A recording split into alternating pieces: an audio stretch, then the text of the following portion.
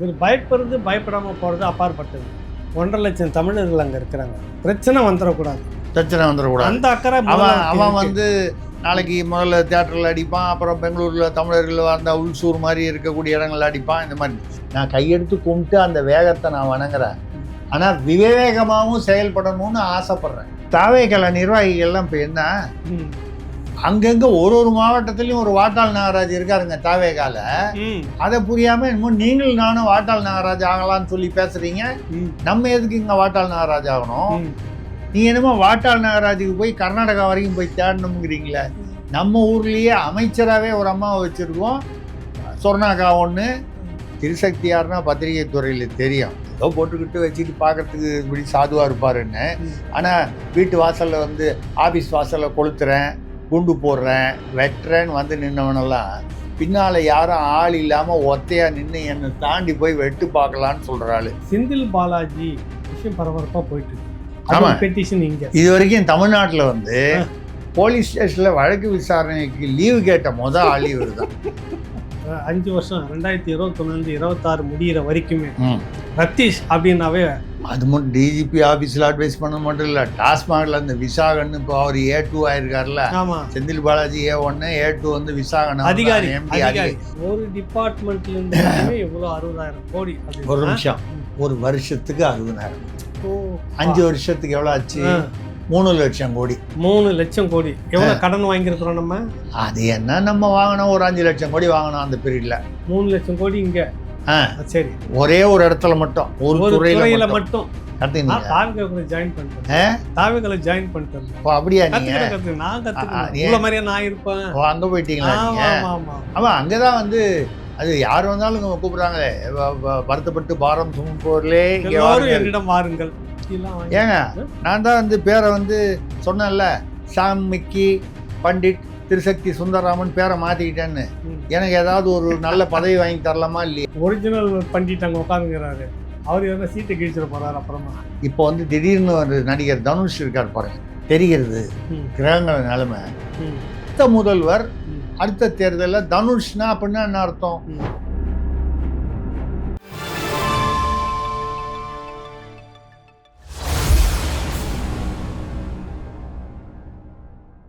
ராவணா பார்வையாளர்கள், தமிழ் உறவுகள் மற்றும் ராவணா நல உரிமைகளுக்கு வணக்கம். உங்களுடைய தொடர்ந்த பேர் ஆதரவுக்கு ரொம்ப நன்றி. வழக்கம் போல் பஞ்சாயத்தை கூட்டுறவங்க மதிப்புக்குரிய திருசக்தியார் அவர்கள் இப்போ நம்மோடு இருக்கிறார். நிறைய விஷயங்கள் பஞ்சாயத்துக்கு வந்திருக்கு, பேசுவோம். ஐயா வணக்கம். ஐயா வணக்கம். வணக்கம். முதல்ல ஒரு முக்கியமான திருத்தத்துடன் ஆரம்பிக்க வேண்டிய ஒரு சூழ்நிலையில் இருக்கிறேன். திருசக்தியார்னு சொன்னீங்க, நான் என் பேர் மாற்றிட்டேன். என் பேரை நான் மாற்றிட்டேன். என் பேரை நான் மாற்ற கூடாது, நான் உங்க பேரை மாத்தினாங்க. நான் வழக்கமா அந்த பேர் தான் வச்சு சொல்லிட்டு இருக்கிறோம். இல்ல, என் பேர் வேற. 3 வருஷத்துக்கு மேல நிகழ்ச்சி என் பேர் வேற. சாம் மிக்கி பண்டிட் திருசக்தி சுந்தரராமன். ஏதோ சீன பேரும் மேற்கத்திய பேரும் கலந்த மாதிரி இருக்குது, ஒன்றும் புரியலைங்க. பண்டிட் திருசக்தி சுந்தரராமன். சரி, அரசியல் ஜோதிடர்னு நீங்களே பல சேனல்களையும் சொல்லியிருக்காங்க. நம்ம சொன்னதெல்லாம் பழிக்குது. ஆமா, இப்ப கூட ஒண்ணு சொல்லியிருந்தீங்க. ஆமா, கர்நாடகத்துக்கு முதல்வர் போக மாட்டாருன்னு வாயை திறந்துட்டு சொன்னா. ஆகஸ்ட் 3ஆம் தேதி போறாருன்னு 10 நாள் முன்னாடியே சொல்லும்போது நீ வேணா பாருங்க, அவர் போக மாட்டாருங்க, நடக்காதுங்கன்னு சொன்னீங்க. நடக்காதுங்க. ஆமா, இப்ப என்னாச்சு, அவரு DKS அவர்களே வந்து இப்போ சூழ்நிலை சரியில்லை, நீங்க வர வேணான்னு சொல்லிட்டாரு. அதை விட முக்கியமா இந்த வாட்டாள் நாகராஜ் வந்து ஜனநாயகன் போஸ்டர்லாம் கீச்சு தியேட்டர்லாம் தாக்கி, எப்படி நீங்க இங்க வருவீங்க, வந்தா தெரியும் சேதின்னு. இப்போ நமக்கு என்னன்னா, நம்ம விஜயை வந்து எப்படி பார்த்துருக்கோம், பேசாம இருந்திருந்தா கூட இந்த ஜனநாயகன் போஸ்டரும் படமும் கொஞ்சம் நல்லா இருந்திருக்கும். இப்போ இதெல்லாம் பேசுபொருள் ஆனவொன்னு பேனரும் டேமேஜ், படமும் டேமேஜ். படம் டேமேஜ் எல்லாம் ஒரு பக்கம் இருக்க. இப்போ இவ்வளோ நாளாக வந்து நம்ம என்ன நினச்சோம், இப்போ நம்ம முதல்வர் விஜய் ஹீரோ விஜயா பார்த்துருக்கோம். எவ்வளோ படம், எத்தனையோ படங்களில் பார்த்துருக்கோம்.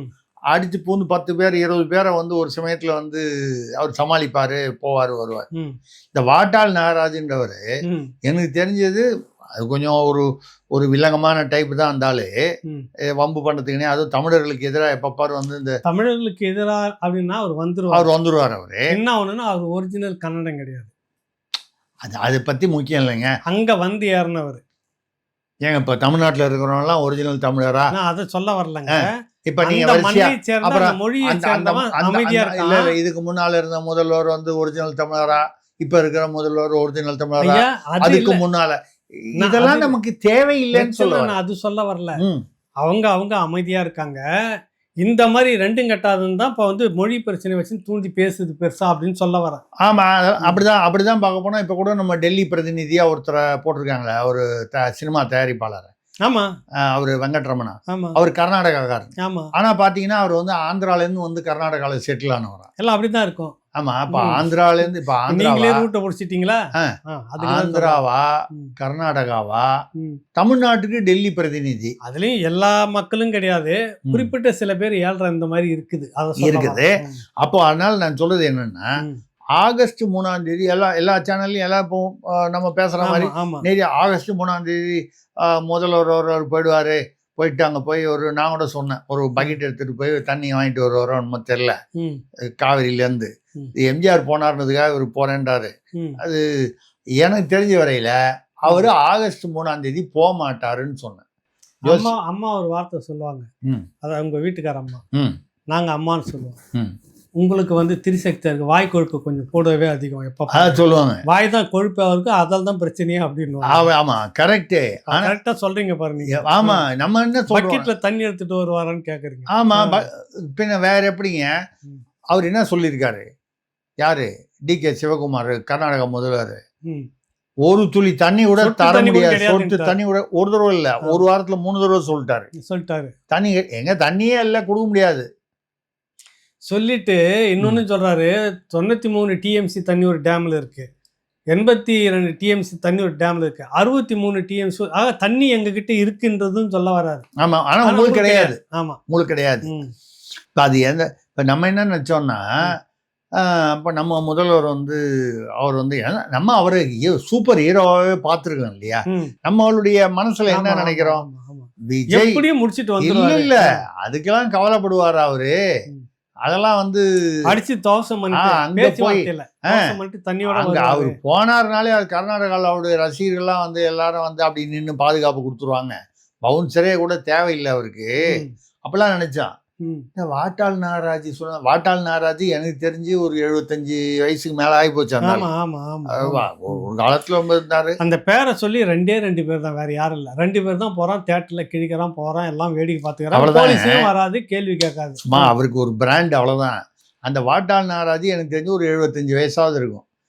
75 வயசு வாட்டாள் நாகராஜ் பில்டப் கொடுக்குறாரு.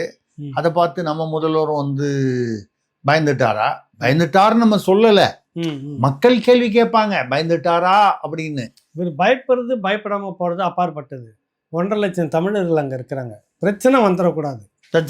அந்த அக்கறை அவன் வந்து நாளைக்கு முதல்ல தியேட்டர்ல அடிப்பான், அப்புறம் பெங்களூர்ல தமிழர்கள் வந்த உள்சூர் மாதிரி இருக்கக்கூடிய இடங்கள்ல அடிப்பான், இந்த மாதிரி. இப்ப என்ன வந்து மோசமா போச்சுன்னு கேட்டீங்கன்னா, இப்ப இதனாலதான் நான் சொன்னேன், நீங்க வந்து ஊர்ல அவரு ஜோசியர் சொன்னார் பாருங்க, முதல்வருக்கு அவர் வந்து ஜெயிச்சுடுவாருன்னு சொன்னார். அவரை வந்து நீங்க என்ன ரிக்கி ரத்தன் பண்டிட் வெற்றிவேல் அப்படின்னு அவர் பேர் வச்சுட்டார். அவருக்கு ஏதோ பதவியெல்லாம் கொடுத்தாங்க. இப்ப நான் சும்மா திருசக்தியார்னு சொல்லி நான் சொல்ல, அந்த காலத்துல இருந்து அதிமுக வந்து இரட்டை இலைய பிஜேபியை தேர்தல் ஆணையம் பிளாக் பண்ணணும்னு சொன்ன காலத்துல இருந்து நான் சொன்ன பல விஷயங்கள் பழிச்சுட்டு தான் வருது. ஆனா நம்மள ஒரு பைய வந்து கண்டுக்க மாட்டேங்கிறான், நம்மள வந்து அதனால வந்து அப்ப எனக்கு தெரிஞ்சு போச்சு, ஊருக்கெல்லாம் நம்ம ஜோசியம் பாக்குறோம், நமக்கு என்ன நம்ம பிரச்சனைங்கிறத நம்ம பார்க்கணும் அப்படின்னு சொல்லி நான் வந்து சாம், அவர் ரிக்கின்னு வச்சுக்கிட்டா நான் மிக்கின்னு வச்சுக்கிறேன். சாம் மிக்கி, சாம்னு வச்சாதான் அது இன்டர்நேஷனல். அவன் வந்து மிக்கி, அதுக்கப்புறம் பண்டிட் திருசக்தி சுந்தர்ராம் அப்படின்னு சொல்லி இனிமேல் பேர் வச்சுக்கலாம்னு முடிவு பண்ணிட்டேன். இதுல வந்து பாத்தீங்கன்னா விவசாயி மிக்கி பண்டிட் திருசக்தி சுந்தரம், சரிங்க, அப்படி பேர் மாத்திடுவேன். சொல்லி முடிக்கிறதுக்குள்ளே மயக்கம் வருது, ஒரு எபிசோடு முடிஞ்சிடும். ஆமா, ரைட்டு, கரெக்ட் தான். சரி, அது வந்து இப்ப பாத்தீங்கன்னா மேட்டூர்ல 1500 கியூபிக் ஃபீட் என்னமோ வந்து தண்ணீர் வந்து ரிலீஸ் பண்றேன்னு சொல்லி முந்தானத்து தான் அறிவிச்சிருந்தாரு. ஆமா, இப்ப முதல்ல அந்த அறிவிப்பு வாபஸ் வாங்கிட்டாரு. ஏன்னா தண்ணி கிடையாதுங்க மேட்டூர்ல, கர்நாடகால இருந்து வந்துருச்சுன்னா என்ன நினைச்சிருக்கிறாரு நீங்க சொல்ற மாதிரி, போனோம்னா பேசி கொஞ்சம் தண்ணி வச்சிடணும்னாக்கா இந்த மேட்டூர் இப்போ விவசாயத்துக்கு தண்ணி திறந்து விடலாம் அப்படின்னு நம்பிக்கையில் சொல்லிட்டாரு. இல்லைங்க, முதல்ல தண்ணி நம்மகிட்ட வந்ததுக்கு அப்புறம் தான் ரிலீஸ் பண்றாங்கிற பேச்சே ஒரு வரும். அவசரம் தான். வரத்துக்கு இல்லைங்க, ஒரு வரத்துக்கு அவசரம் வேகம். வரத்துக்கு முன்னாலேயே அதாவது இப்போ நான் உங்களுக்கு பணம் தரணும்னா ஏன் நாளைக்கு காலையில 10 மணிக்கு தர்றேன் அப்படின்னு உங்களுக்கு சொன்னா என்னுடைய பாக்கெட்லயோ என் பேங்க் அக்கௌண்ட்லயோ இருக்கணும். யாரோ தருவாருன்ற நம்பிக்கையில நாளை காலையில நம்பிக்கை தான், ஒரு நம்பிக்கை இருக்க சொன்னா. பட் அது வந்து ஏதோ ஒரு தனிப்பட்ட முறையில நடத்தலாம். ஒரு அரசாங்கம் வேகமா செயல்படணும்னு நீங்க விட மாட்டேங்கிறீங்க பாத்தியா? நான் வேகமா செயல்படணும்னு சொல்றேன், கொஞ்சம் அட்வான்ஸா சொல்றேன். ஐயா, நீங்க வேகமா தான் செயல்படுறீங்க. நான் கையெடுத்து கும்பிட்டு அந்த வேகத்தை நான் வணங்குறேன். ஆனா விவேகமாவும் செயல்படணும்னு ஆசைப்படுறேன். வெறும் வேகமா செயல்பட்டு பிரயோஜனம் இல்ல, விவேகமாவும் செயல்படணும்ன்ற ஆசைப்படுறேன், அவ்வளவுதான். பஞ்சாயத்து ஏத்துக்குது. ஆமா, அது வந்து பண்ணுவோம். இப்ப விவசாயிகள்லாம் வந்து தண்ணி வரப்போ நீங்க நினைச்சு நான் சொல்றத யோசனை பண்ணி பாருங்க.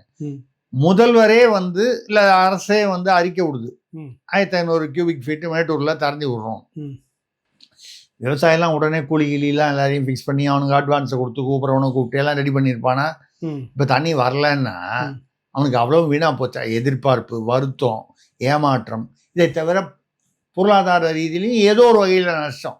இப்போ ஒரு வீடியோவில் பார்த்தேன், காவிரியிலேருந்து வர்ற நீர் வந்து எங்கே ஒரு பகுதியில் அதில் வந்து அது அடிச்சிட்டு போய் கேரளா எங்க மேற்கு கரை கடல்ல போய் தமிழ்நாட்டு காவிரியிலேருந்து தமிழ்நாட்டுக்கு வந்து அதை வந்து நம்ம சரியாக அதை வந்து ப்ரிசர்வ் பண்ணாதனால அது எங்கே வருதுன்னா பவானி சாகர் அணை இருக்கு பாருங்க, அதுலேருந்து ஒரு 10 கிலோமீட்டர் தள்ளி வருது. அது பாட்டில் போய் கடல்ல கேரளாவில் போய், கேரளானா மேற்கு கடற்கரையில் போய் கலக்குது. ஆமாம், இதை வந்து நீங்கள் வந்து இன்னொரு அணை கட்டுறதுன்னா பெரிய செலவாகும்.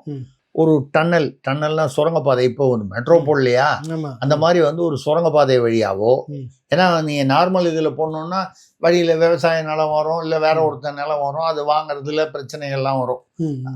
அது ஒரு சுரங்கப்பாதை மாதிரி போட்டு இந்த தண்ணியை வந்து 10 டிஎம்சி தண்ணி, தமிழ்நாட்டுக்கு மொத்தம் 175 டிஎம்சிங்கிறது ஒரு வருஷத்துக்குன்னா 10 டிஎம்சிங்கிறது கணிசமான ஒரு, இந்த 10 டிஎம்சி தண்ணியை கொண்டு போய் பவானி சாகர் அணையில் சேர்த்தால் அங்கிருந்து அந்த பவானி சாகர்னா உங்களுக்கு கொங்கு பகுதியில் பல பகுதிகளுக்கு அது வந்து போய் சேரும். இப்போ பவானி சாகரில் வந்து போதிய தண்ணீர் இல்லை. இப்போ இது வந்தால் போகும். இந்த தண்ணி எங்கே போகுது? கேரளாவில் மேற்கு கடற்கரையில் போய் அங்கே போய் வேஸ்ட்டாக போகுது. ஆமாம், காவிரியில் போய் இதே மாதிரி இந்த பக்கம் பார்த்தீங்கன்னாலும் நம்ம கிழக்கு கடற்கரையில் பார்த்தீங்கன்னாலும் பல இடங்களில் வந்து காவிரி தண்ணி அப்படியே ஒரு வரிசையாக வந்து எங்கேயோ போய் கடலில் போய் வேஸ்ட் ஆகுது. அவங்ககிட்ட 175 கோர்ட்ல கேஸா போட்டு சண்டையை போட்டு அதை இல்லாத பிரச்சனை மல்லு கட்டி பண்ணி அதை வாங்கி, இது வந்து நம்ம வந்து தாவேக அரசை மட்டும் சொல்லலை, இதுக்கு முன்னால் உள்ள திமுக அரசையும் சேர்த்தான் சொல்றோம். அங்கங்க தடுப்பணைகள் ஒரு 60-70 அணைகள் சின்ன சின்னதா 2 கோடி 3 கோடி செலவுல பண்ணிட்டு இருந்தால், ஏன்னா ஒரு 200-300 கோடி செலவுல பண்ணிட்டு இருந்தால், இந்த ஒரு கிட்டத்தட்ட 70 டிஎம்சி தண்ணி வந்து கடல்ல கலக்குதான். நம்ம சொல்ற 10 டிஎம்சிங்கிறது ஒரு இடத்துல, இதே மாதிரி இன்னும் பல இடங்கள்ல 70 டிஎம்சி. இப்ப இந்த 175ல 70 கடல்ல கலக்குதுன்னா அவங்ககிட்ட போய் அவன் 175 கொடுக்க மாட்டான், 135 கொடுத்தா கூட அவங்களால விவசாயம் பண்ண முடியும். அவன் என்ன கேட்கறான், அதான் ஏன்டா என்கிட்ட சண்டை போட்டு வாங்கி எனக்கே தண்ணி இல்லைன்னு சொல்றான். அது உண்மையா இல்லையா நமக்கு தெரியாது. ரெண்டாவது, முதல்வர் வந்து அது ஏன் வந்து அவர் போக மாட்டார் நான் முடிவு பண்ணேன்னா, அது போவது வந்து ஒரு புத்திசாலித்தனமான ஒரு அரசியல் ரீதியான ஒரு சாதுரியமான முடிவு இல்லை என்பது என்னுடைய கருத்து. துரைமுருகன் சொல்லியிருக்காரு. துரைமுருகன் மீது நமக்கு 1008 மற்ற விமர்சனங்கள் இருந்தா கூட அந்த துறையில அவர் நிபுணர், பிடபிள்யூடிலேயே இருந்தவர். நீங்க இந்த சமயத்துல போறது சரியில்லை, உச்ச நீதிமன்றத்தெல்லாம் பாதிக்கப்படும் சொன்னாரு. நம்ம அந்த கருத்தை ஏத்துக்கிறோம்.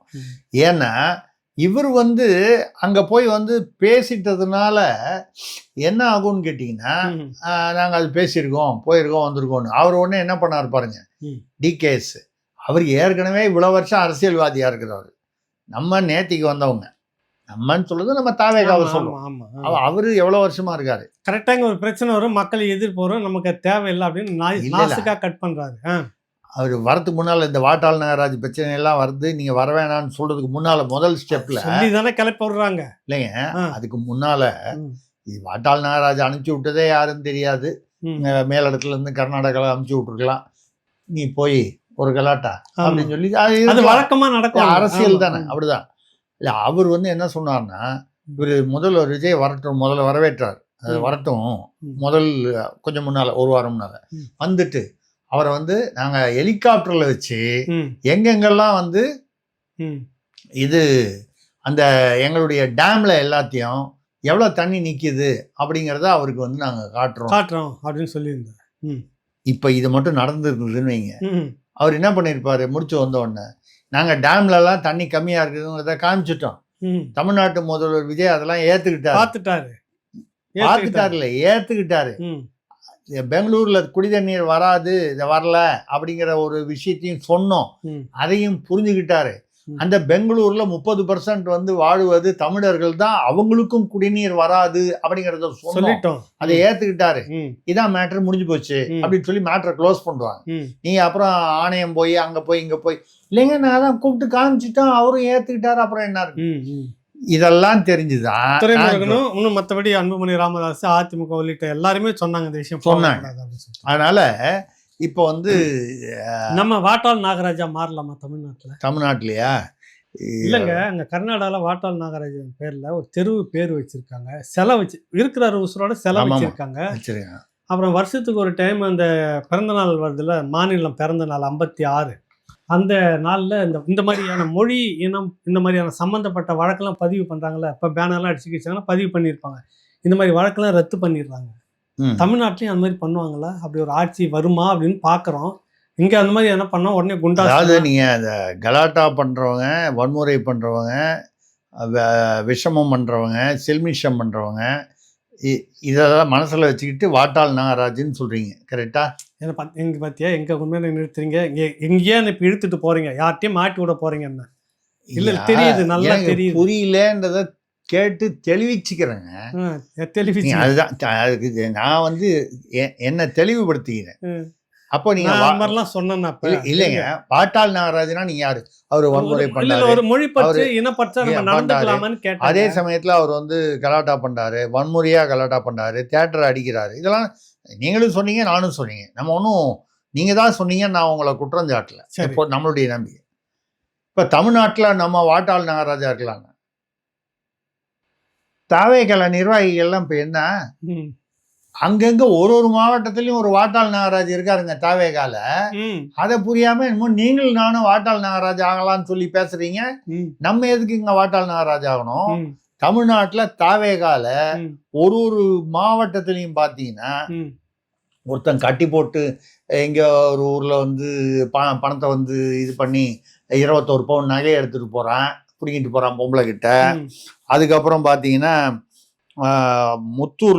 முத்தூருங்கிறது வந்து வெள்ளக்கோயில் பக்கத்துல, அங்க வெடிப்பொருள் வந்து பெட்டி கடை மூலமா வச்சிருக்கான். அதை போய் பார்த்தா அவன் வந்து பாப்பினி நாட்டார் பாளையன்னு ஒரு இடத்துல வெடி கிழங்கு வச்சிருக்கான், எக்ஸ்ப்ளோசிவ். யார் அவரு? பட்டாசு வெடிக்கிறதுக்காக வச்சிருப்பான், தாவேகா நிர்வாகி. சரி. அப்புறம் வந்து வெள்ளக்கோயில் பக்கத்துல அப்புறம் வந்து நிறைய பேர் வந்து பிடிச்சா அவன் வந்து இது அது பேர் என்ன, இந்த போதை மருந்து குட்கா இதெல்லாம் கடத்துறான். ஏற்கனவே அது நம்ம 2-3 தடவை பேசிட்டோம், இன்னும் நிறைய பேர் தொடர்ந்து கடத்திக்கிட்டு இருக்காங்க. ஆனா யாரோ வந்து 4 பேக்கெட் வச்சிருந்தா 3 பேக்கெட் வச்சிருந்தா சபரிவர்மன் அடிச்சு கொண்டுட்டாங்க. அவன் அடிச்சு கொண்டுட்டாங்கன்றது கன்ஃபார்ம் ஆயிடுச்சு, இந்த சபரிவர்மன் மாற்றுத்திறனாளி.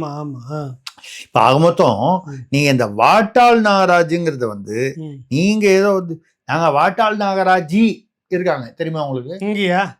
தமிழ்நாட்டுல வாட்டாள் நாகராஜி, நாகராஜன் பத்தி நீங்க பேசுறீங்க. வாட்டாள் நாகராஜி ஜி யார்? இல்லங்க, தெரிஞ்சு ஒரே ஒரு வாட்டாள் நாகராஜ் அங்க இருந்தாரு, மதிப்புக்குரிய ஐயா முத்தமிழ் அறிஞர் கலைஞர் கருணாநிதி அவர்கள். ஏன்னு கேக்குறீங்களா? தமிழர் படைன்னு முத அவர் தான் ஆரம்பிச்சாரு. இதே இந்த பிரச்சனைக்கு அந்த காலத்துல ஆரம்பிச்சாரு. தமிழர் படைன்னு ஆரம்பிச்சு இங்க இருக்கிற மலையாளிகள்லாம் அடிச்சு விரட்டி, எம்ஜிஆர் மேல கடுப்பு அடிச்சு விரட்டி அது இதுன்னு கொஞ்சம் பேசி துவேசமா அங்கங்க ஹோட்டல்லாம் அடிச்சுன்னு இருந்தாங்க, நடந்தது. வேணாம், அப்புறம் அதுக்கு வம்பு. நம்ம அடுத்த கதைக்கு இல்லை, மலையாளிலாம் அடிச்சு வரட்டணும், அப்புறம் தெலுங்குக்காரங்களை அடிச்சு வரட்டணும், அப்புறம் கன்னடக்காரங்களை அடிச்சு வரட்டணும், நானுங்க துளுக்காரங்களை அடிச்சு நான் வரட்டணும். எதனா சொன்னா இல்லைங்க, இப்படி இல்ல எல்லாம் பாருங்க, நான் இப்போ ஏதோ ஒண்ணு சொன்னவனே என்ன எங்க கொண்டு போய் நிறுத்துறீங்க. நான் கணியன் பூங்குன்றனார் அவரை வந்து மதிக்கிறவன். சரி. யாதும் ஊரே அவர் அப்படித்தான் நம்ம இருந்துட்டு இருந்தோம். அதுதான். இவர் தான் தூண்டி விட்டாருன்னு சொல்ல வர. அதை தான் சொல்லுங்க. அவர் அது தெரியாம பண்ணிட்டாரு. ம். மலையாளிகளை வந்து விரட்டணும்னு அவர் ஆரம்பிச்சது, ம். கடைசியில எங்க போய் வந்து சொந்த காசுல சூனியம் வச்சுக்கிட்டா மாதிரி ம். தெலுங்குக்காரங்களை விரட்டணும், துளுக்காரங்களை அந்த விரட்டணும் பக்கம்லாம் போகல, மலையாளி மட்டும் மிரட்டணும்னு சொல்லிட்டு தான் நீங்க பண்ணாரு. அதை பண்ணாரு. தமிழ் கரெக்ட். அது அந்த மாதிரி ஒரு பெருசா இருந்ததுன்னா தமிழ்நாட்டுக்கு அது நல்லதா இருந்திருக்குமா இல்ல என்னவா இருந்திருக்கும் நமக்கு தெரியல. அது சரி. சரி. வாட்டாள் நாகராஜி என்று நான் வந்து சொன்னேன். அந்த ஆண்பால் பெண்பால் சொல்றேன். சமீபத்துல ஒரு அம்மா, இந்த அம்மா ஏரியாக்குள்ள வந்து பாரு, ஜெகதீஸ்வரி வந்து பாரு, கால் எடுத்து உள்ள வச்சுன்னா காலை வெட்டுவோம், அப்புறம் ஜட்டியோட வச்சு கொன்றுவேன். நீங்க என்னமோ வாட்டாள் நாகராஜுக்கு போய் கர்நாடகா வரைக்கும் போய் தேடணுங்கிறீங்களே. நம்ம ஊர்லயே அமைச்சராகவே ஒரு அம்மாவை வச்சிருக்கோம், சொர்ணாக்கா ஒண்ணு. இந்த மாதிரி சொர்ணாக்கா வந்து நம்ம ரெண்டு பேர், ரெண்டு அமைச்சர்கள் அந்த மாதிரி பேச ஆரம்பிச்சாங்கன்னா விஜய்க்கு தூக்கமே போயிடும். என்னடா அது மடியில பேசி உட்காந்துட்டு பேசி 4 நாள் ஆச்சு இந்த அம்மா. அது யார, அவங்களுடைய கட்சியுடைய ஒன்றிய செயலாளர் யாரோ லட்சுமணன் ஒருத்தர் எல்லை மீறி ஏரியாவுக்குள்ள வராரு. அவரு வந்து என்ன பண்ணிட்டாரு, பெரிய தப்பு பண்ணிட்டாரு அவரு. தேச துரோகம். அங்க இருக்கிற அரசு அதிகாரிகளுக்கெல்லாம் லட்டு கொடுத்தாராம். நான் கூட வேற ஏரியாவுக்குள்ள வந்து நீங்க யாரு கொடுக்குறது, நீங்க யார் லட்டு கொடுக்குறது அப்படின்னு நான் கூட சொன்னேன். வேற ஒரு நிகழ்வுல சொன்னேன். அவங்க லட்டு கொடுத்தா நீங்க ஒரு பக்கம் ஜிலேபியோ ஜாங்கிரியோ கொடுத்துட்டு போங்களேன், இதுல என்ன இருக்கு, ரெண்டா சாப்பிட்டு மக்களோ அதிகாரிகளோ சந்தோஷமா சாப்பிட்டு போறான். லட்டு கொடுத்ததெல்லாம் ஒரு குத்தமாய்யா அப்படின்னு சொல்லி கேட்டேன் வேற ஒரு நிகழ்வுல. எதுக்காக சொல்றேன்னா, அந்த அம்மா வந்து ஜட்டியோட உட்கார வச்சு கொன்றுவேன் அப்படிங்குது. இதுக்கு அந்த அம்மாவை நீங்க 3 முறை சொல்லிட்டீங்க திருப்பி திருப்பி. உங்களை ஜட்டியோட உட்கார வச்சிட போறாங்க, பாத்துக்குங்க. யாரு உங்களை? என்னையா? அந்த அம்மா வந்து இல்ல, அதாவது நம்ம வந்து அப்படி சொல்லக்கூடாது. நம்ம வந்து அவங்க கிட்டத்தட்ட அந்த வயசுல இருந்து நம்ம வந்து பார்த்துருக்கோம் அவங்கள மாதிரி ஆட்களை. அதான் குழந்தையிலேருந்து நம்ம எவ்வளவு பேரை பார்த்துருக்கோம். அவங்களுடைய வயசை விட நம்மளுடைய அனுபவம் அதிகம். ஆனால வந்து ரெண்டாவது திருசக்தியார்னா பத்திரிகை துறையில தெரியும், ஏதோ போட்டுக்கிட்டு வச்சுட்டு பார்க்கறதுக்கு இப்படி சாதுவா இருப்பாருன்னு. ஆனா வீட்டு வாசல்ல வந்து ஆபீஸ் வாசல்ல கொளுத்துறேன், குண்டு போடுறேன், வெட்டுறேன்னு வந்து நின்னவனெல்லாம் பின்னால யாரும் ஆள் இல்லாம ஒத்தையா நின்று என்னை தாண்டி போய் வெட்டு பார்க்கலான்னு சொல்றாள். அதனாலேயே வந்து சொன்னீங்க அந்த மாதிரி. ஆமா, அதனாலேயே பாப்பார சமூகத்துல உங்களை சேர்த்துக்கல, என்னை வந்து சேர்த்துக்க மாதிரி இருக்க மாட்டாங்க. அந்த ஆள் வந்து வித்தியாசமா இருக்காருன்னு சொல்லி நமக்கு வேற ஒரு அடையாளம் உண்டு.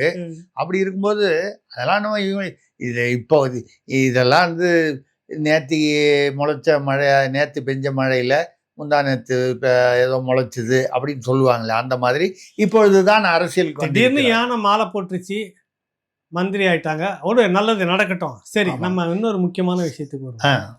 செந்தில் பாலாஜி விஷயம் பரபரப்பாக போயிட்டு இருக்குது. சரிங்க. இங்கே டெய்லியும் போயிட்டு கையெழுத்து போடணுன்றதுல வந்து ஒரு 6 நாளைக்கு எனக்கு சட்ட ஆலோசனை சம்மந்தமாக, நான் வழக்கு சம்மந்தமாக நிறைய ஆலோசிக்கணும், பேசணும், எனக்கு தளர்வு வேணும். டெய்லியும் காலையில் மாலையில் போகணும் இல்லை, அது பெட்டிஷன். இங்கே இது வரைக்கும் தமிழ்நாட்டில் வந்து போலீஸ் ஸ்டேஷனில் வழக்கு விசாரணைக்கு லீவு கேட்ட ஆள் இவர் தான். ஸ்கூல்ல லீவு கேட்பாங்க, பள்ளிக்கூட இதில் காலேஜில் லீவு கேட்பாங்க, அரசு அலுவலகத்தில் கேட்பாங்க, கம்பெனியில் கேட்பாங்க, மற்ற வேலைகளை கேட்பாங்க. வழக்கு விசாரணைக்கு போலீஸ் ஸ்டேஷனுக்கு வாயா நிபந்தனை போட்டிருக்கு, முன்ஜாமீனும் வாங்கிட்டாங்க. அது பாருங்க, இங்கே மறுத்தாச்சு உயர் நீதிமன்றத்தில். அதை தான் சொல்லணும், உயர் நீதிமன்றத்தில் இந்த ஜாமீன்லாம் இல்லை, நிறைய விஷயம் இருக்குது, ஒன்று விசாரிச்சு தான் ஆகணும், ஏன்னா அதெல்லாம் ஒத்துழைச்சி பண்ணுங்கன்னு இப்படிலாம் கேட்கக்கூடாதுன்னு திருப்பிட்டாங்க, மனுவை தள்ளுபடி பண்ணிட்டாங்க. உடனே சுப்ரீம் கோர்ட்டில் பிரபலமான, அதுவும் பாருங்க, இவங்க பாரம்பரிய ஜெனட்டிக் திராவிடம், அங்கே அந்த ஐயர் பாப்பனா ஐயரே தான் வேணும் அப்படின்னு வக்கீல். ஆமாம், புரியுதுல? ஆமாம், வச்சு வாதாடி பெயில் அங்கே கிடச்சிருச்சு. அதுவும் எப்போ கிடச்சிது? இங்க இல்லைன்னு சொன்னோன்னா மறுநாளே அங்க ஃபைல் பண்ணி அடுத்த நாளே கிடைச்சிருச்சு. அவசர தேசிய பிரச்சனை, உடனே அவசர வழக்கை எடுத்து விசாரிச்சு முடிச்சிட்டாங்க. ஏங்க, இப்பதான் வந்து சுப்ரீம் கோர்ட்ல வந்து 96 லட்சம் வழக்குகள் வந்து பெண்டிங் இருக்குன்னு. அது கிடக்கட்டும், அது கிடக்கட்டும் காரணம் அது இந்தியா முழுக்க மொத்தம் 5 கோடி, அதுல ஏதோ 96 லட்சமோ ஏதோ 1 லட்சம் வழக்குகள் வந்து இருக்குது சுப்ரீம் கோர்ட்ல 1 லட்சம் 1 லட்சம் வழக்குகள் கிட்ட நிலுவையில் இருக்கு. இதுல வந்து 30 ஆண்டுகளா இருக்கிற வழக்குகள்லாம் உச்ச நீதிமன்றத்துல 10 ஆண்டுகளுக்கு மேல 10,000 வழக்கு பாக்கி இருக்கு. ஆனா செந்தில் பாலாஜி கேட்டது மட்டும் மறுநாளைக்கு வருது, உடனே வருதுங்க. இது ஏன்னா இது இல்லைன்னா பெரிய பிரச்சனை ஆயிடும்ல நாட்டுல. இல்ல என்ன பாக்குறீங்க? எங்கேயோ இடிக்குது. இடிக்குதா? அதான் இல்ல அந்த சேர் கொஞ்சம் வாஸ்துபடி சரி, எங்கேயோ இடிக்குது. மாத்திடலாம். அதான் இடிக்குது அந்த அதான் அந்த நாற்காலியில் இதே மாதிரி நாற்காலி தானே எங்கேயோ இருக்கும் கோர்ட்ல எல்லாம். அந்த நாற்காலியில எங்கேயோ இடிக்குது, நமக்கு தெரியல. அதுல ஒரு அம்மா வேற வந்து தமிழ்நாட்டுல இருந்து போன அவங்க இப்போ உச்ச நீதிமன்ற நீதிபதி அவங்க ரெக்யூஸ் பண்ணிட்டாங்க. நான் வந்து ஏற்கனவே இந்த வழக்கை விசாரிச்சு இருக்கிறேன். இப்ப நான் அவருடைய சார்பான வந்து அப்பீர் ஆயிருக்கேன். அது வழக்கமான ஒரு சொல்றதுதான். அது பண்ணிட்டாங்க. அது நம்ம என்னன்னா அவங்க ரெக்வஸ்ட் பண்றாங்க, பண்ண உடனே அதுக்கு பதிலாக உடனே வந்து தலைமை நீதிபதி வந்து அது தலைமை நீதிபதி தான் அலாட் பண்ணணும். இவங்க ரெக்வஸ்ட் பண்றாங்க, அதாவது வேண்டான்னு விலகுறாங்கன்னா அதுக்கு பதிலாக யாருன்றத தலைமை நீதிபதி, உச்ச நீதிமன்ற தலைமை நீதிபதி அவரே உட்கார்ந்துருக்காரு அதுல, அந்த அமர்வுல சூரியகாந்த் அவர்கள் மாண்புமிகு. அவரு கூட ஒரு யாருன்றதை அவர் போடணும். அதையும் போட்டு உடனே விசாரிச்சு உடனே அவருக்கு முன்ஜாமீன். தமிழ்நாட்டில் இந்தியாவில் வந்து நீதி வந்து எவ்வளவு விரைவாக செயல்படுகிறது பாருங்க. நீங்க வந்து இங்க தான் தப்பு பண்றீங்க. ஒரு அட்வொகேட் வேற, நீங்க ஒரு ஒரு ஒரு எளிய மனிதர் பாதிச்சிடக்கூடாதுன்ற அக்கறை இதுல இருக்குதா இல்லையா? சட்டம் அதை தானே சொல்லுது. ஆமா, அதனால அந்த அவர் ஒரு எளிய மனிதர் உடனடியாக பாதிச்சிடக்கூடாது, அவசர அவசரமாக எடுத்து தீர்ப்பை சொல்லணும், இல்லை ஏதோ ஒன்று சொல்லி ஆகணும், இல்லை அதெல்லாம் பண்ணிட்டாங்க. ரைட்டு. அவருடைய தம்பிங்க 2 பேர், தம்பிங்கன்னா நான் சொல்றது வந்து கூட இருக்கிற வலதுக்கரம் இவங்களுக்கெல்லாம் 16 கரம், மகாகாளிக்கு 16 கரம் 8 கரம்லாம் சொல்லுவாங்களே, அந்த மாதிரி வந்து காளியம்மனுக்கு முருகனுக்கு இத்தனை பன்னீர் கை வேலன் அப்படின்ற மாதிரி. அவர் செந்தில் பாலாஜி ஆச்சே, பன்னீர் கை 12 கை அவருக்கு. சரி, அந்த மாதிரி பேர் வச்சிருக்காங்க, அதனால வந்தது பன்னீர் கை வேலன் செந்தில் அப்படின்னா. அது மட்டும் இல்லாம செந்தில் மட்டும் வைக்காம அவங்க மாமா பாலாஜி திருமால் அவர் பேரையும் சேர்த்து வச்சிருக்காங்க. அப்ப அவருக்கு எவ்வளவு கை அதையும் சேர்த்துக்கணும் நம்ம. அந்த மாதிரி வந்து அவர்ல வந்து நரேன் கார்த்திக்னு 2 பேரை கைது பண்ணிட்டாங்க. அப்புறம் இந்த ரத்தீஷ்னு ஒருத்தர் கேள்விப்பட்டிருக்கீங்களா? அங்கதான் பிரச்சனையே வந்து கேள்விப்பட்டீங்களான்னு கேட்குறீங்க.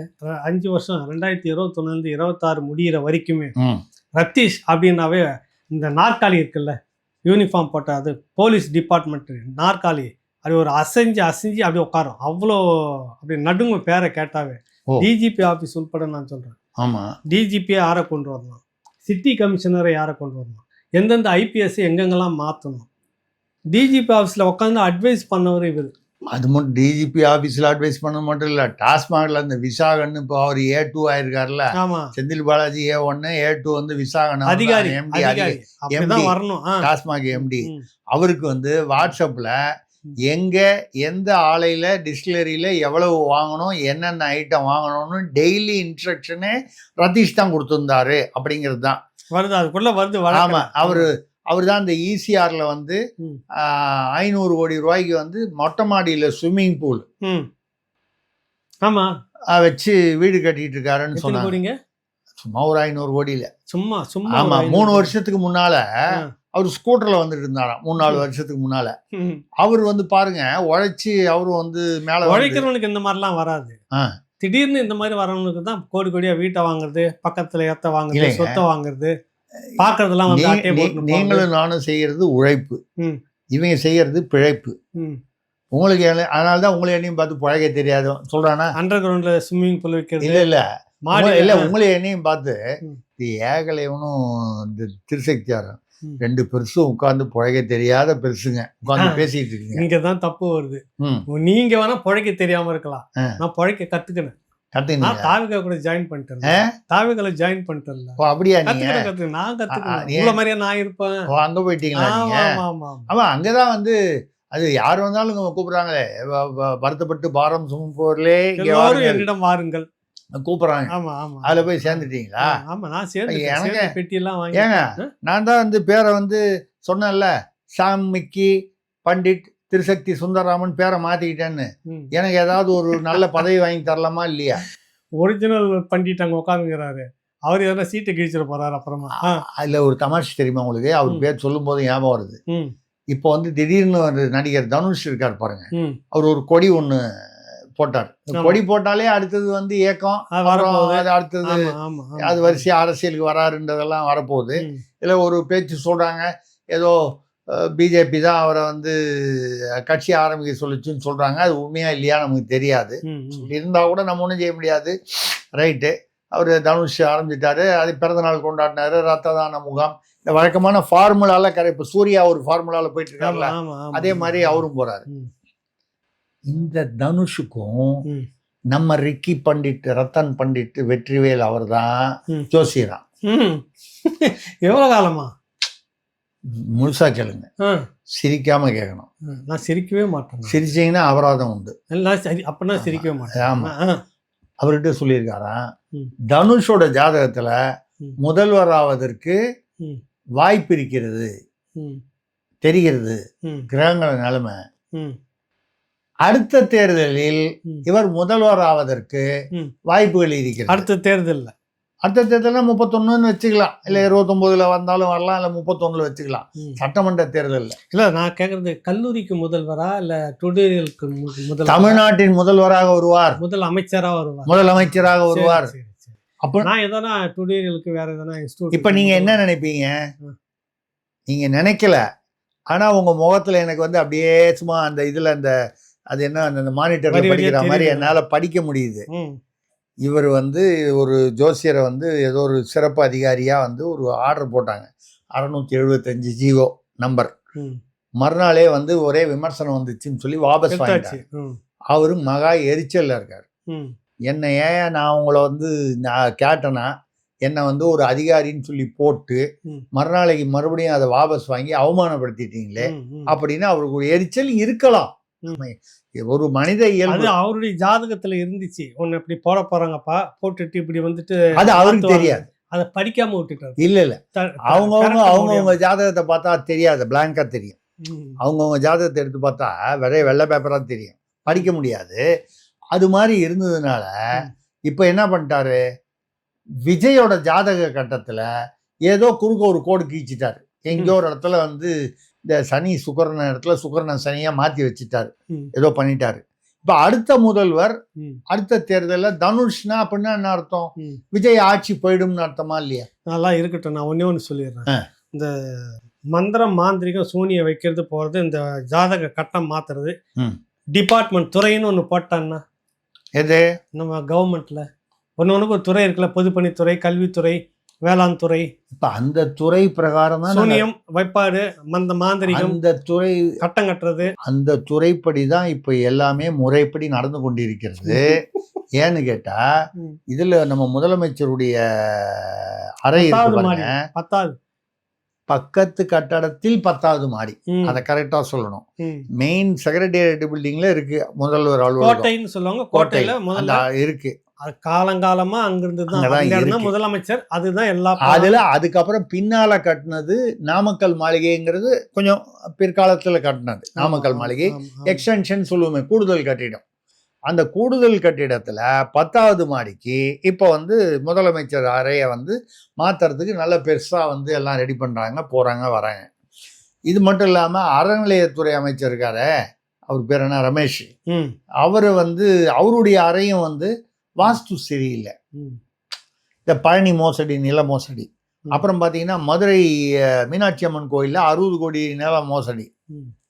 இப்போ இன்னொரு கோயிலில் ஒன்று மோசடி. வரிசையாக வந்து கோயில் நில மோசடி வரிசையாக 3 ஆகிப்போச்சு இந்த இவங்க தாவேக ஆட்சி. வாஸ்து சரியில்லை அவருக்கு. அப்போ வாஸ்து சரியில்லை, அறையை மாற்றணும். எனக்கு தெரிஞ்சது லஞ்ச ஊழல் மோசடினா அதுக்கு தாவேகா தான் காரணம் நம்ம சொல்லல. இதுக்கு முன்னால திமுக இருந்திருக்கு, அதுக்கு முன்னால செஞ்சிருக்காங்க நிறைய பேர், அதோடைய தொடர்ச்சியா இருக்கலாம். எந்த துறையில ஐயா லஞ்சம் இல்லாம இருக்கு, எந்த துறையில ஐயா மோசடி இல்லாம இருக்கு? சரி, அப்படி நீங்க வாஸ்து சரியில்லைன்னு சொல்லி மாத்தினா மொத்த செக்ரட்டேரியட்டுமே மாத்தணுமே அப்படின்னு நான் கவலைப்பட்டுக்கிட்டே, என்ன தமிழ்நாட்டு கதி இப்படி ஆகுதேன்னு பார்த்தா ஒரு செய்தி வருது, செக்ரட்டேரியட்டை மாத்துறதுக்கு ஒரு ப்ரப்போசல் வந்துருக்குது. திருமழிசை ம், கிண்டி, ம், கோயம்பேடு, ம். அப்புறம் இன்னொரு ஏதோ ஒரு இடம், 4 இடம். இந்த 4 இடத்துல ஏதோ ஒரு இடம். ஜெயலலிதா அம்மா அந்த அம்மா இருந்தபோது வந்து சிறுதாவூர் பக்கத்தில் செக்ரட்டரியேட் மாற்றுறதுக்கு இடத்தெல்லாம் பார்த்துட்டு இருந்தாங்க. நாங்கள் அசைன்மெண்ட் அந்த இடம்லாம் போய் சுற்றி அந்த ஏதோ கல்யாணத்துக்கான ஒரு கோயில் இருக்குல்ல, திருமணஞ்சேரி. அது என்ன கோயிலுங்க அது? அங்கே அந்த கோயிலுக்கு போனால் கல்யாணம் ஆகாதவங்களுக்கு ஆகும். அது நீங்கள் வேணால் ஒரு முறை திருமணஞ்சேரி. போய் விசிட் போயிட்டு வாங்க. அங்கே அது எனக்கு போயிட்டு இனிமேல் வந்தா கேளுங்க. ஆ, அதுக்கு பின்பக்கத்தில் தான் முழுக்க முழுக்க நாங்கள் போன ஞாபகம் இருக்குது, அதனால சொல்ல வரேன். நான் அங்கே ஒரு தலைமைச் செயலகம் வந்து திருமணஞ்சேரிக்கு கட்டுறதா போய் மறுபடியும் திருமணம் பண்ணிக்கணும்னா நான் அரசியல்வாதி ஆனால் தான் எனக்கு அந்த தகுதி வரும். அது இப்போ எனக்கு ஒன்றும் அவசியம் இருக்கிறதா நினைக்கல. சரி. இல்லை, அது வந்து எதுக்கு சொல்கிறேன்னா சும்மா போய் பாங்க நடக்குதா இல்லையான்னு பார்த்துக்கலாம். அது நடக்குதாங்க. பட் நீங்கள் சொல்கிறது திருமணம், ஆமாம். மற்ற விவகாரம்லாம் ஒன்றும் இல்லை. அந்த கோயிலுக்கு மட்டும் திருமணம் தான், மற்ற விவகாரம்லாம் ஒன்றும் கிடையாது. போனால் நடந்துடும் உங்களுக்கு அப்படின்னு நிறைய பேர் கல்யாணம் ஆகாதவங்களாம் அங்கே தான் வராங்க. இப்போ என்ன, எனக்கு வேணா நான் எப்போ வேணாலும் போய் எனக்கு பிறந்தநாள் வரப்போகுது கொஞ்ச நாள் பொறுத்து, அந்த பிறந்தநாள் அன்றைக்கி நான் போய் எங்கேயோ போய் நான் போய் கேக் வெட்டிட்டு வருவேன். அதுக்கு என்ன திருமணஞ்சேரி போனால் தான் கேக் வெட்ட முடியுமா? இல்லை, அது வீட்டுக்கு போ. கேக் வெட்டினவங்கலாம் திருமணஞ்சேரி போயிட்டு தான் அம்மா என்ன வேற என்ன வெட்டிட போகிறாங்க, போங்க. அதனால அதெல்லாம் வச்சுட்டு தான் நமக்கு கேக்கே வேண்டாம், உடம்புக்கு ஆகாதுன்னு சொல்லி நம்ம இருக்கோம். சரி, நம்ம உடம்புக்கு தகுந்த மாதிரி இருக்கோம் நம்ம. சரி. இல்லை, இந்த தலைமைச் செக்ரட்டரியேட்டை வந்து செயலகத்தை மாற்றி ஆகணும். இல்லைன்னா தீவு திடலை மாற்றலாம் அப்படின்னு சொல்லி ஒரு 4-5 ப்ரப்போசல் வருது. நீங்கள் இங்கே எது பண்ணாலுங்க ஐயா, ஒரு பெரிய இட நெரிசல்ன்றது இருந்துக்கிட்டே தான் இருக்கும். நகரத்துக்குள்ளாக நகரத்துக்கு வெளியில் போகிறது தான் சிறப்பாக இருக்கும். நகரத்துக்கு வெளியில் போனோன்னா பாருங்க, உங்கள்கிட்ட ஒரு பெரிய பிரச்சனை என்னன்னா, உங்களை மாதிரி ஆட்கள்கிட்ட நாங்கள் எதை நல்லது நினச்சி பண்ணாலும் உடனே விமர்சனம் பண்ணிடுவீங்க. முட்டுக்காடுக்கு போகலான்னு சொல்லி ஆதவர்ஜன் அமைச்சர் ஐயா போய் அதை ஏற்கனவே திமுக காலத்தில் அது பல்முனை கட்டடமாக வந்து 31 ஏக்கரில் ரெடி பண்ணிட்டு இருந்தாங்க.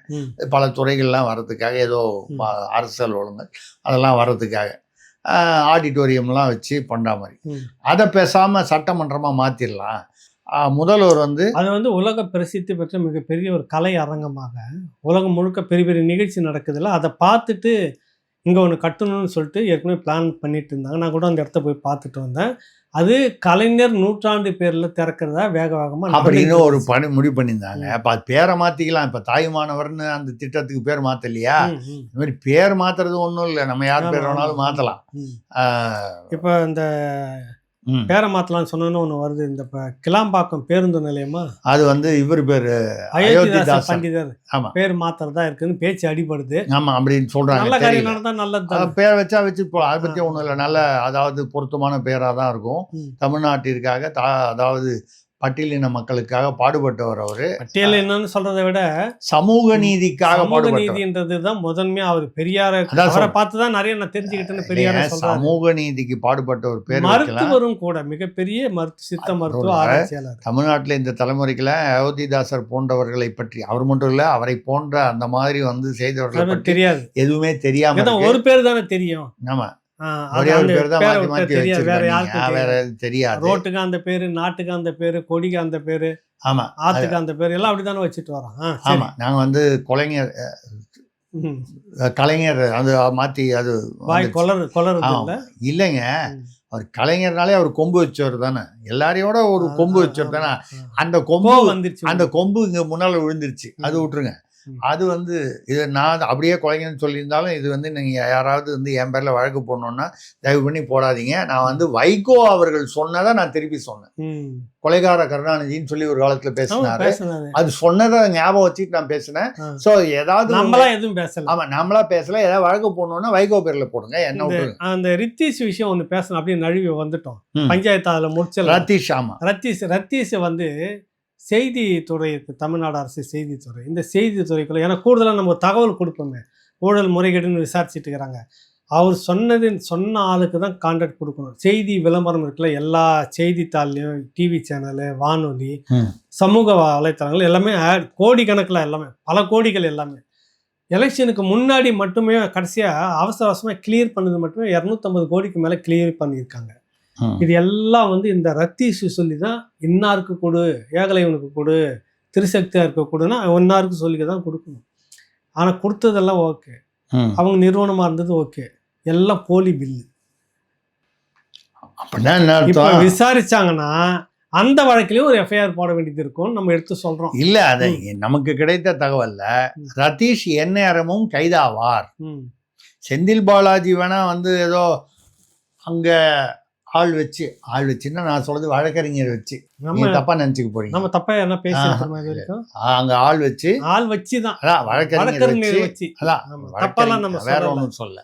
அங்க வந்து இடிக்கிறதுன்னு சொன்னீங்களா? அதான் மறுநாளே வந்து உடனே வந்து ஒரு அம்மா அந்த அம்மா நீதிபதி விலகிட்டா கூட டப்புன்னு இன்னொருத்தர் வந்து அங்க உட்கார வச்சு. ஏன்னா நாட்டுக்கு ரொம்ப முக்கியமான பிரச்சனை இது வந்து நாட்டுல பெரிய சட்டம் ஒழுங்கு நேஷனல் பெரிய இஷ்யூ இல்லை. அதனால வந்து பார்த்தா அதே மாதிரி அவர் வந்து இந்திய வரலாற்றில் இந்திய துணை கண்ட வரலாற்றில் முதலாக விசாரணைக்கு லீவு 6 நாள் வேணும்னு கேட்டுனார் பாருங்க.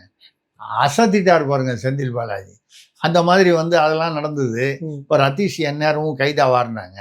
இதுல என்ன சொல்றாங்கன்னா, இதுல இந்த ஏற்கனவே பிடிபட்டு செந்தில் பாலாஜி வீட்டில் ரெய்டு பண்ணும்போது வழக்கம் போல மடியில் கணம் இருந்தால் வழியில் பயம் இல்லைன்னு வழக்கமான வசனம்லாம் அவரும் பேசிட்டாரு. ஆனா ரெய்டு பண்ணதுல வந்து சிடி எடுத்துட்டு அந்த ஆவணங்கள் எடுத்துட்டு போனாங்க. அதுல பார்த்தா 40,000 கோடி டாஸ்மாக்கு வருமானம் வந்திருக்கு. அது வந்து விஏடி மூலமா வரும், இல்ல அந்த வாட் வரி, அப்புறம் மற்ற அந்த எக்ஸைஸ் டியூட்டின்னு சொல்லுவாங்க. எக்ஸைஸ் டியூட்டி இது ரெண்டு அதாவது மூலமா வந்து இது ரெண்டும் சேர்த்து கிட்டத்தட்ட 40,000 கோடி சராசரி. 60,000 கோடி வந்து பார்ட்டி ஃபண்டுக்கு போயிருக்கு. வீட்டுக்கு அதான் ஏங்க, பார்ட்டி வேற வீடு வேறையா? வீடு தான் பார்ட்டி, பார்ட்டி தான் வீடு. நான் தெரியலங்க, அப்படி படிச்சுட்டேன். எனக்கு நான் படிச்சது அந்த மாதிரி பார்ட்டி தான் வீடு, வீடு தான் பார்ட்டின்னு எனக்கு என்ன தெரியும். ஆனால் வீடுன்னு சொல்லிட்டேன். ஆமாங்க, தெரியல எனக்கு. தமிழ்ல வந்து பார்ட்டி வீட்டுக்குன்னு சொல்லுவாங்க. தமிழ்ல பாட்டி வீட்டுக்கு நம்ம சொல்றது இல்லையா? எங்க பாட்டி வீட்டுக்கு போயிட்டு வரேங்க, ரொம்ப நாள் ஆச்சு. 60,000 கோடி. ஆமா 60,000. அவன் பாட்டி வீட்டுன்னு சொல்றத நம்ம பார்ட்டின்னு இங்கிலீஷ்ல பாருங்க, இந்த வெள்ளக்காரன் பாருங்க. ஒரு டிபார்ட்மெண்ட்ல இருந்து எவ்வளவு 60,000 கோடி. ஒரு நிமிஷம், ஒரு வருஷத்துக்கு 60,000 கோடி. 5 வருஷத்துக்கு எவ்வளவு ஆச்சு? 3 லட்சம் கோடி. 3 லட்சம் கோடி. எவ்வளவு கடன் வாங்கியிருக்கிறோம் நம்ம? அது என்ன, நம்ம வாங்கினோம் ஒரு 5 லட்சம் கோடி வாங்கினோம் அந்த பீரியட்ல. 3 லட்சம் கோடி இங்க. சரி, ஒரே ஒரு இடத்துல மட்டும், ஒரு துறையில மட்டும் இந்த 3 லட்சம் கோடி. நாடு நல்லா இருக்கும். இது வந்து இதுதான் நடந்துகிட்டு இருக்கு. இப்ப செந்தில் பாலாஜி, இந்த ரதீஷ் வந்து கைதாவார்னா அந்த சமயத்துல அப்பதான் என்னன்னா, நம்ம இவர் KN நேரு ஏற்கனவே ஒரு பொன்முடி இவங்க பேர்ல எல்லாம் அந்த வழக்குகள்லாம் இருக்கு. இந்த அரசுக்கு, எது தாவேக அரசுக்கு, இவர்களை எல்லாம் வந்து ஏதோ ஒரு வழக்கிலோ அந்த வழக்கின் இடுக்குகளில் புகுந்து, அப்படிதானே சொல்லணும், வழக்கமா அந்த நீதித்துறையில் அப்படிதான் சொல்லுவாங்க, வழக்கு இடுக்குகளில் புகுந்து இவர்களை கைது செய்யும் அளவுக்கு தில்லும் தைரியமும் திறமையும் இருக்கிறதா என்பதுதான் கேள்வி. இருக்கும் நம்ம எதிர்பார்க்கிறோம். ஒரு 5 லட்சம் கோடி கடன் இல்ல, 10 லட்சம் கோடி இங்கிருந்தே வாங்கிடலாம். வாங்கி நம்ம அடுத்த 10 வருஷத்துக்கு கடனே வாங்காத அளவு பண்ணிடலாம். ஆனா என்ன ஒரு நிலைமை இருக்குன்னு சொல்லி அதை முடிப்போம்னா, மாநகராட்சியில 3 மாசத்துக்கு எந்த திட்டமும் நம்ம நடைமுறைப்படுத்த வேண்டாம் என்று மாநகராட்சி ஆணையர் வந்து சர்க்குலர் போட்டாராம். ஏன்னா நிதி இல்ல. 1970 கோடி ரூபாய் இந்த திட்டங்களுக்கு இப்ப தேவைப்படுது. இன்னைக்கு தேவை 1970 கோடி இன்னைக்கு தேவைப்படுது. இன்னைக்குன்னா உடனே இந்த கட்டத்துல இல்ல, 3 மாசத்துக்கு எல்லாரும் ஆபீஸுக்கு வந்துட்டு, ஒரு வருஷத்துக்கு 60,000 கோடி ஒரு வீட்டுக்குன்னா அல்லது இத்தனோண்டு பேத்து அப்படி கொஞ்சம் கொண்டு வந்து கொடுத்தா கூட இந்த மாதிரி 10 திட்டம் போட்டு வந்துட்டு போவோம். நான் சொல்றது முழுசும் வாங்க வேணாம், இத்தனோண்டு கால் பங்கு. இதுல வந்து என்னன்னா, அந்த அரசு அதிகாரிகளுக்கெல்லாம் என்ன ஒரு அவங்களுக்கு ஒரு கடுப்பு வரும். நீங்க ஊழலா இருக்கிறவன விட்டுருங்க, பொதுவா இருக்கக்கூடிய ஒரு நேர்மையா இல்ல பொதுவா இருக்கக்கூடிய அரசு அதிகாரிகள் என்ன சொல்றாங்க, இங்க மாநகராட்சியில பணம் இல்லை, மற்ற துறைகள்ல பணம் இல்லை, போக்குவரத்து துறையில பணம் இல்லை, எங்க பார்த்தாலும் பணம் இல்லை. அப்படி இருக்கும்பொழுது முதல்வருடைய அந்த அறையை வந்து ரொம்ப முக்கியமா அடுத்த பில்டிங்ல அது என்ன பண்ணிருக்காங்க, டெண்டரே இல்லாம அதை பண்ணிருக்காங்க. முதல்ல அது வந்து ஒரு அது தவறான முன்னுதாரணம், சட்ட ரீதியான தவறானது. அறநிலையத்துறைக்கு பண்ணாலும் சரி பண்ணு. அது மட்டும் இல்லாம அவங்க கேட்குற கேள்வி நியாயமான கேள்வி. ஊழியர்களுக்கு செக்ரட்டேரியட்ல, கோட்டையில, அலுவலகங்கள்ல சாப்பிட்றதுக்கு தனியா கேன்டீன் வசதி முறையாக இல்லை, போதுமானதாக இல்லை. அப்போ அவங்களாம் வந்து எங்கேயோ வச்சுக்கிட்டு உட்காந்து சாப்பிட்றான், மரத்தடியில் உட்காந்து சாப்பிட்றான், காரிடாரில் உட்காந்து அங்கங்க சாப்பிட்றான். சின்ன சின்னதா கடை இருக்கும். அப்புறம் இந்த குகை மாதிரி இருக்கும் பழைய காலத்து ஆமா. செல்லுலாம் இல்ல அந்த போற வழியில பாதை இருக்கு பாருங்க, அந்த உள்ளுக்குள்ளேயே இந்த வளாகத்துக்குள்ள அங்கங்க பாதையில உட்காந்து சாப்பிட்றான். ஏங்க ஊழியர்களுக்கு ஒரு கேன்டீன் வந்து வசதி ஏற்படுத்தல, ஆனா முதல்வருக்கு சௌகரியமா அப்படி இப்படின்னு பண்றீங்க, மந்திரிக்கு சௌகரியமா பண்றீங்க அப்படின்னு ஊழியர்கள் எதிர்க்கிறாங்க. அந்த புதிய ஊழியர் முதல்வர் அலுவலகம் அங்க வர தலைமை நிர்வாகிகள் வந்து இதை வந்து நாங்க தடுப்போம் அப்படின்னு சொல்லி பேசுறாங்க. இது சின்ன விஷயம்தான், தமிழ்நாடுன்னு பார்க்கும்போது இது ஒரு சின்ன விஷயம்தான். ஆனாலும் இது ஒரு அடையாளம் தானே. நீங்க வந்து ஒரு கிளாஸ் தண்ணி இல்லைன்னு சொல்லிட்டு நீங்க வந்து அப்படியே கூல்ட்ரிங்க்ஸா குடிச்சிட்டு இருந்தீங்கன்னா பாக்குறவனுக்கு வேற மாதிரி வெறுப்பு வருமா, எரிச்சல் வருமா? ஸோ இந்த மாதிரி ஒரு சூழ்நிலையில தமிழ்நாடு ஓடிக்கிட்டு இருக்கு. அங்க 10வது மாடியில பாதியில ஏதாவது போய் கோர்ட்டுக்கு போய் நிறுத்திடுவாங்களா? ஏன்னா அப்போ இப்பெல்லாம் சொல்ல முடியாதுங்க. டக்குன்னு ஒருத்தன் கோர்ட்டுக்கு போறான், ஒரு தடை வாங்கிடுறான், அந்த மாதிரி ஏதாவது நடக்கலாம். அது 10வது மாடி. சரி, அவரு ராசிக்காக பாக்குறாரா? அப்படி பார்க்க போனா படிதான் அங்க போறாருன்னு சொல்றாங்க. இப்ப அதாங்க அந்த ராசி விஷயங்கள். அதாவதுங்க அந்த இடத்துல ராசிக்காக போறாரு, இருக்கிற இடத்துல ராசி சரியில்லைன்னு சொல்லி தான் அங்க போறாரு. அதை போய் தடுத்து நிறுத்தினாங்கன்னா அதுவே ஒரு என்ன சொல்றது, ஒரு இடைஞ்சல் மாதிரி வருது. அது இதை அவர் தடங்கள் அதுக்கு ஒரு பூஜை பண்ணுவாங்க, ஒன்றும் கவலைப்பட வேணாம். அதுக்கு ஒரு பூஜை பண்ணுவாங்க, தடங்கள் எல்லாம் நீங்கிடும், ஒன்றும் பிரச்சனை. எல்லாத்துக்கும் வழி இருக்குது. அது அரசு செலவுலயே பண்ணிடலாம்ல, எல்லாத்துக்கும் வழி. அந்த பூஜையை நீங்க வேணா வாங்க, உங்களுக்கு உட்கார வச்சு ஒரு மாந்திரிகம் ஒரு மந்தம் போட்டு ஒரு தாயத்தை கட்டி அனுப்புறேன். இல்லை, நமக்கு தாயத்து கட்டி அனுப்ப மாட்டாங்க. அவங்களுக்கு தெரியும் ஒரு தாயத்தை வேஸ்ட் பண்ணக்கூடாதுன்னு தெரியும் அவங்களுக்கு. அதனால் அது இல்லை, அது இந்த சட்ட அதாவது இதுக்கு நான் கூட எனக்கு வந்து முதல்வர் அவர் விஜய் அவர்கள் மீது மிகுந்த நம்பிக்கை இருக்கிறது, எதிர்பார்ப்பு நம்பிக்கை இருக்குது. அவருக்கு வந்து இந்த கூட இருக்கிற அதிகாரிகள்லாம் யாரும் சரியாக சொல்லவே இல்லை. ஐயா, நம்ம இந்த இடம் மாற்றி வேற ஒரு இடத்துக்கு போய் அங்கே போய் அதை நம்ம பண்ணி அதுக்கு எப்படியா இருந்தாலும் ஒரு பெரிய அறையெல்லாம் ரெடி பண்ணணும், 1 கோடி 2 கோடி ஆகும். உள்ள வந்து இன்டீரியர் அதெல்லாம் பண்ணோம். நான் சொல்றது 1 கோடி 2 கோடி ஆகலாம், கூட ஆகலாம், தெரியல. கெஜ்ரிவால் ஏதோ ஒரு 120 கோடிக்கெல்லாம் என்னமோ அவர் வீட்டெல்லாம் பண்ணிக்கிட்டாரு. நம்ம அப்படி பண்ணாருன்னு நம்ம சொல்லலை, அவட 2-3 கோடி ஆகும். எளிய மனிதன் போட்டு அந்த கெஜ்ரிவால். ஆமா, அது வந்து பாத்தீங்கன்னா ஒரு 2-3 கோடின்னு வச்சுப்போம், நமக்கு தெரியாதுன்றதுனால அப்படி வச்சுப்போம். அதுக்கு கூட டெண்டர் விட்டு தான் ஆகணும். நீங்க அவர் முதல்வருக்கு அவர் பூசுங்க, அவர்கிட்ட வந்து அதிகாரிகள் சொல்லணுமா வேணாம், ஐயா இது பண்ணலாம், ஆனா இதுக்கு டெண்டர் விடணும். நம்ம டெண்டர் விட்டு அதுல L1 லோயஸ்ட் யாரோ அவனுக்கு கொடுக்கணும். அது நமக்கு வேண்டிய வேணாலும் கொடுக்கலாம், அது ஒன்றும் செட்டப் பண்ணிக்கலாம், அது ஒன்றும் இல்லை. அது திமுக ஆட்சியில் அப்படி தான் பண்ணுவாங்க. இந்த டெண்டருக்குன்னு 1 மணி நேரம் டைம் கொடுப்பாங்க, ஒரு 50 நிமிஷம் அதை ஹேக் பண்ணி அதை யாரும் உள்ளே நுழைய முடியாதபடி பண்ணிவிடுவாங்க. கடைசியில் ஏதோ ஒரு 5 நிமிஷம் ஒரு கேப்பில் வந்து அவங்க ஆளுங்களை மட்டும் கரெக்டாக உள்ள நுழையிற மாதிரி செட்டப் பண்ணி அவன் மட்டும் போடுவான், அதை கொடுத்துருவாங்க. அதை திமுக அந்த அதிகாரிகள் கேட்டால் அதை வந்து கரெக்டாக அதே மாதிரி பண்ணிடுவாங்க. இப்போ முதல்வர் வந்து அந்த கத்திப்பாரா இதில் போய் பார்த்தாரு பாருங்க, அந்த மெட்ரோ ஆய்வுலாம் பண்ணாரு பாருங்க. அந்த மெட்ரோ ஆய்வு பண்ண போது பார்த்தீங்கன்னா 101 அடி உயரத்தில் உள்ள அந்த இதுக்கு போய் பார்த்தாரு. அது போய் மேலேருந்து பார்த்தா அவங்களுக்கு அந்த அதெல்லாம் தெரியும். அங்கே போய் அவர் என்ன பண்ணிட்டாரு, அவருனா என்ன, அவருடைய நிர்வாகத்தில் இருப்பவர்கள் அங்கே ட்ரோன் பறக்க விட்டு முதல்வர் மேலேருந்து வேடிக்கை பார்க்கறது ரீல்ஸ் காமிக்கணுமா இல்லையா? இவ்வளவு சிரமப்பட்டு மேலே போயிருக்குன்னு காட்டணுமா வேணாமா? எப்படி தெரியும் மக்களுக்கு? ரீல்ஸ் காமிக்கணுமா இல்லையா? ஷாட் காமிச்சாதான் சரியா இருக்கும். நீங்க ரீல்ஸ் இல்லைங்க, நீங்கள் ரீல்ஸுனாலே வந்து ஏதோ ஒரு கெட்ட பேருன்ற மாதிரி தமிழ்நாட்டில் நினைச்சிட்டாங்க. ரீல்ஸ் என்பது வந்து மக்களிடம் அந்த காட்சிகளை தெளிவாக காட்டுவது, அதுக்கு பேர் ரீல்ஸ். நீங்க ஒரு காலத்துல வந்து என்ன அந்த ரீல் விடுறான், அந்த ரீல்ஸ் இல்ல, இது வேற ரியலா வந்து சொல்றது. இது தாவேகா ரீல்ஸ். அந்த தாவேகா ரீல்ஸ்ல மேல வந்து போய் அதுல நிறைய பேருக்கு தெரியாத விஷயம் என்னன்னால், பாவம் அதிகாரிகளுக்கும் தெரியல, அந்த இடம் வந்து ரெட் ஜோன், பாதுகாப்பு ஜோன். அந்த இடத்துல எந்தவித ட்ரோனும் பறக்க விடக்கூடாது. ஏன்னா விமான நிலையம் பக்கத்துல இருக்குது. ஆமா, அதுக்கு பக்கத்துல டிஃபென்ஸ் ஏரியா இருக்கு, அந்த கண்டோன்மெண்ட் ஏரியாலாம் இருக்கு. அதனால வந்து பாத்தீங்கன்னா அதுக்கு பேர் ரெட் ஜோன்னு பேர். அபாய பகுதி இல்ல, ட்ரோன் எல்லாம் பறக்கக்கூடாது. ட்ரோன் அனுமதி வாங்கி செய்திருப்பாங்கன்னு நினைக்கிறேன். யாரு அந்த மாதிரி இங்க 100 அடிக்கு மேல வராருங்க, அதெல்லாம் சிரமப்பட்டு வந்து விசிட் பண்ணுறாருன்னு மக்களுக்கு காட்ட வேணாமான்னு டெல்லியில் ஏன்னா அனுமதி வாங்கி பண்ணியிருப்பாங்க. அனுமதி வாங்காம பண்ணிட்டாரு ம், அப்படின்னு குற்றம் சாட்டப்படுகிறது. ம், நான் குற்றம் சாட்டல ஐயா. ம், இந்த அதிமுக தலைவர் எடப்பாடி ஐயா வந்து பேசியிருக்காரு. ம், இந்த மாதிரி வந்து அனுமதி வாங்காமல் ட்ரோன் பறக்க விட்டது வந்து சட்டபூர்வமாக தவறு. ம்.